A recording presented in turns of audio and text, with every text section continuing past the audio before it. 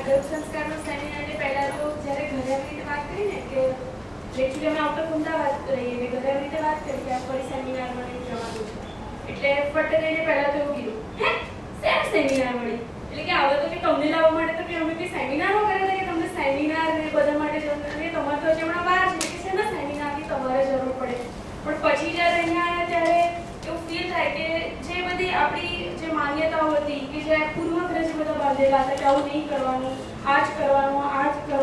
આ નહીં કરવાનું આ વિચારવાનું એ બધું દૂર થાય છે અને ખાસ કરીને સૌથી વધારે એ જાણવા મળે કે હવે જે કર્યું તે પણ નથી વિચારવાનું હવે જે કરવાનું છે ને એ વિચારીને વધારે સારી રીતે પોતે કેવી રીતે વધારે મોટિવેશન વધારે સારી રીતે કંઈક નવું જે બીજ નવું આવે છે એને શું વિચારીને લાવવાનું છે કે જે એકદમ આઈડિયલ હોય જેને જોઈને બીજાને કે યસ લાવું તો અને જેવું થાય એવું એક